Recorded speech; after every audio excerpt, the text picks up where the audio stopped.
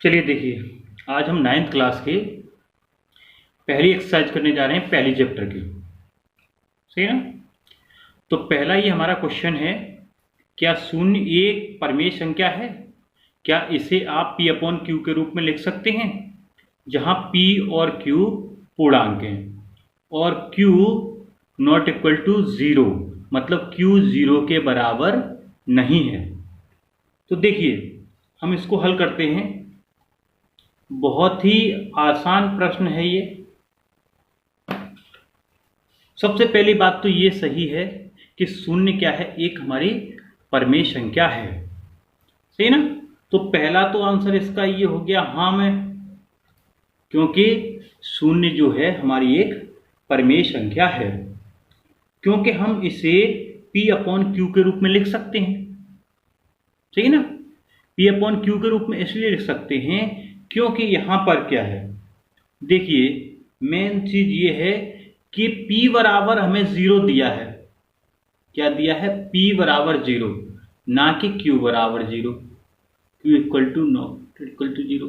भाई p बराबर तो हम 0 लिख सकते हैं, p के लिए तो मना नहीं किया है कि p बराबर 0 नहीं होना चाहिए, p तो लिख सकते हैं। तो देखिए q की जगह पे हम क्या लिख सकते हैं, q इक्वल टू हम 1 लिख दें, 2 लिख दें, 3 लिख दें, 4 लिख दें, हम कुछ भी लिख सकते हैं। भाई हम इसको क्या है, माइनस के रूप में भी लिख सकते हैं।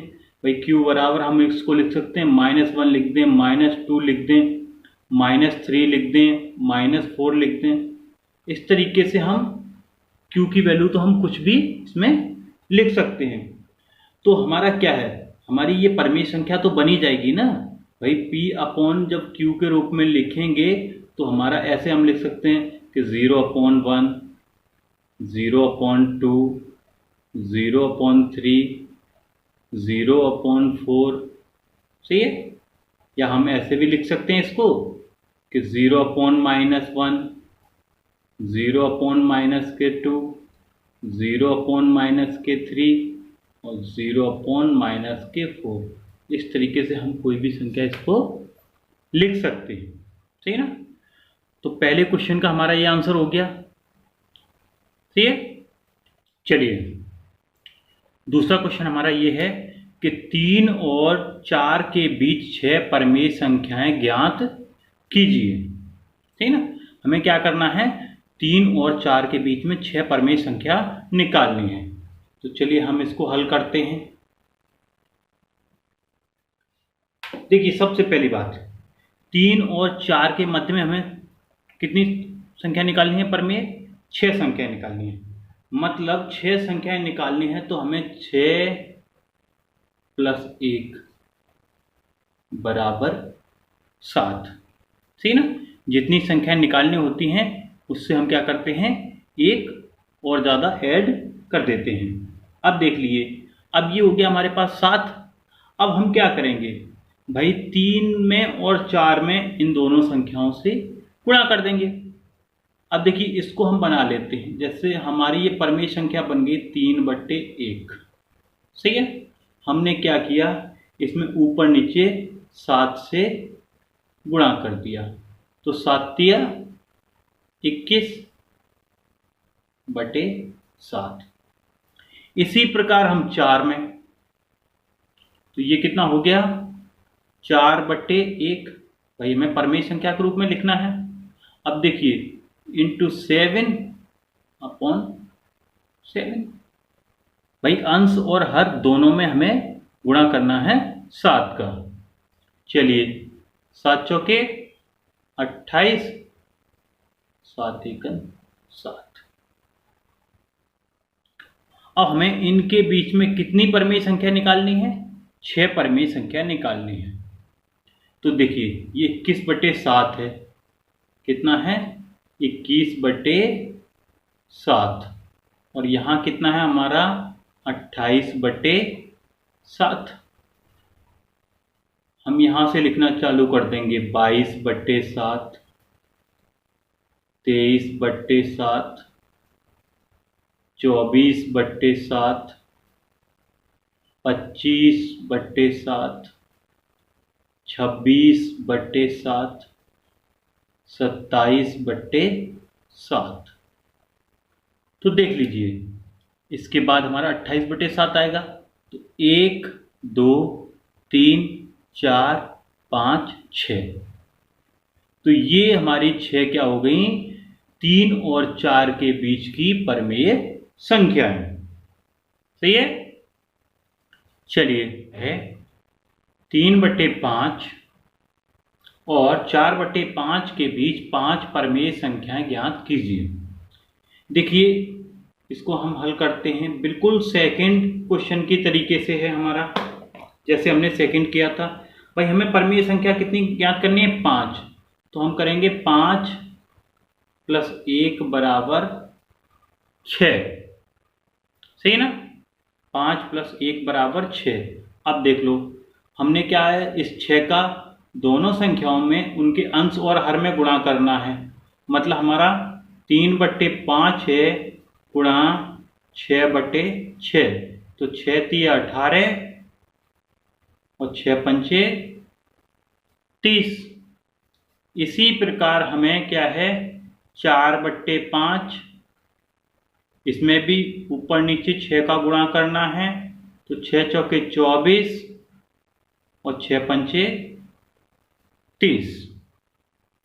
अब देखो हमारी संख्या क्या हो गई, 18/30 और 24/30। अब देखो हमें इसमें से क्या है, कितनी संख्या निकालनी है, 5। देखिए हम यहां से लिखना चालू कर देते हैं। 19/30,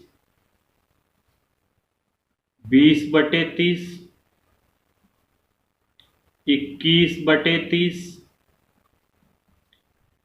22/30, 23/30। तो देखिए 1 2 3 4 5, ये 5 हमारी क्या हो गई, 3/5 और 4/5 के बीच की परमेय संख्याएं। सही है। चलिए देखिए, फोर्थ क्वेश्चन है हमारा, नीचे दिए गए कथन सत्य हैं या असत्य, कारणों के साथ अपने उत्तर दीजिए। पहला है, प्रत्येक प्राकृत संख्या एक पूर्ण संख्या होती है। दूसरा है, प्रत्येक पूर्णांक एक पूर्ण संख्या होती है। और तीसरा है, प्रत्येक परमेय संख्या एक पूर्ण संख्या होती है। तो चलिए हम इसको हल करते हैं, और कारण सहित बताना है तो कारण सहित ही बताएंगे। देखिए सबसे पहले तो क्या है, हम पहला क्वेश्चन ले लेते हैं। पहले क्वेश्चन में लिखा है, प्रत्येक प्राकृत संख्या एक पूर्ण संख्या होती है। तो देखिए ये एकदम सत्य है, क्योंकि जो हमारी पूर्ण संख्या है वो हमारी 0 से स्टार्ट होती है, और प्राकृत संख्या होती है वो हमारी 1 से स्टार्ट होती है। भाई हम लिखते हैं, जैसे ये हमारी प्राकृत संख्या है, प्राकृत संख्याएं हमारी कौन सी होती हैं, 1 2 3 4 5, ये चल के जा रही हैं। और पूर्ण संख्याएं हमारी कौन सी होती हैं, पूर्ण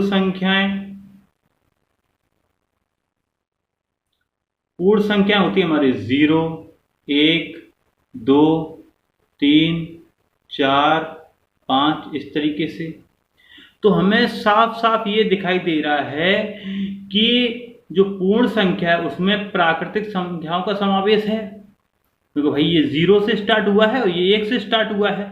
तो प्रत्येक प्राकृतिक संख्या कैसी होती है, हमारी पूर्ण संख्या होती है। तो पहला वाला ये हमारा क्या है, एकदम सत्य है। चलिए दूसरे पे आ जाइए। प्रत्येक पूर्णांक एक पूर्ण संख्या होती है। सही ना, ये हमारा फर्स्ट था। अब आ जाइए हम सेकंड पर। तो इसमें बोला है कि प्रत्येक पूर्णांक एक पूर्ण संख्या होती है। देखिए ये बिल्कुल ही गलत है। कैसे? क्योंकि देखिए पूर्ण संख्याएं तो हमने इस तरीके से लिख ली, लेकिन पूर्णांक हमारा कैसे होता है? भाई हमें जैसे पूर्णांक दिया हो तो पूर्णांक हमारा कैसे होता है? पूर्णांक जैसे हमारा ये 0 है, 1 है, 2 है, 3 है, हम इधर भी चलेंगे -1, -2, -3, इस तरीके से ये हमारी क्या है अनंत तक जाती है। अब एक चीज देखिए, जो हमारी पूर्ण संख्या है वो यहां से स्टार्ट हुई है इस तरीके से, ये माइनस वाले तो नहीं है हमारे पास, तो इससे ये साबित हो जाता है कि प्रत्येक पूर्णांक एक पूर्ण संख्या नहीं होती है। ठीक ना?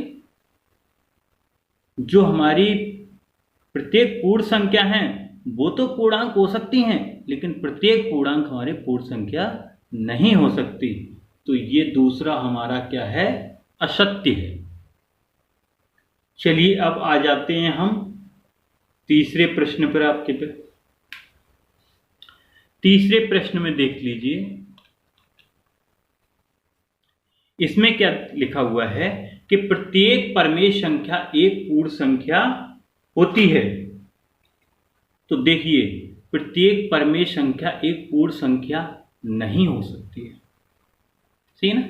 अब देखिए क्यों नहीं हो सकती है, क्योंकि देखिए जो हमारी पूर्ण संख्या है, ठीक ना, यदि हम उनके नीचे बटे 1 लगा दें, मतलब क्यूब हमारा नहीं 0 होगा, तो प्रत्येक जो हमारी पूर्ण संख्या है वो तो परमेय संख्या बन सकती हैं, लेकिन प्रत्येक परमेय संख्या हमारी पूर्ण संख्या नहीं बन सकती, क्योंकि पूर्ण संख्या क्या है, ना तो हमारी बटे में होगी, ना ही किसी अंडरवुड में होगी, मतलब किसी भी रूप में नहीं हो सकती है। अब जैसे हम लिख दें कि 1/2 है, या 1/3 है, या 1/7 है, या 1/5 है, तो इस तरीके से ये क्या है, ये हमारी परमेय संख्या तो बन गई, लेकिन पूर्ण संख्या तो नहीं है ना, क्योंकि पूर्ण संख्या के लिए क्या है, एक वास्तविक नंबर होना चाहिए।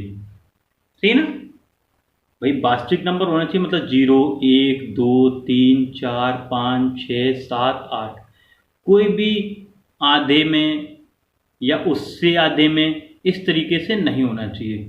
तो क्या है, ये तीसरा भी हमारा क्या है, असत्य है। सही है।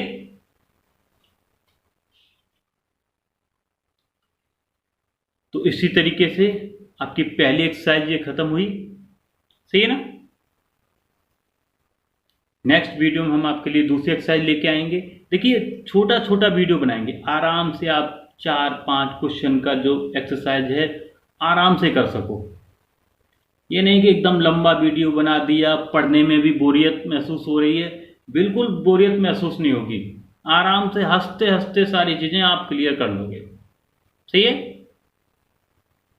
तो चलिए मिलते हैं नेक्स्ट वीडियो में। वीडियो कैसा लगा कमेंट में ज़रूर बताएं, वीडियो को लाइक करें, वीडियो को शेयर करें और चैनल को सब्सक्राइब करें। And thank you.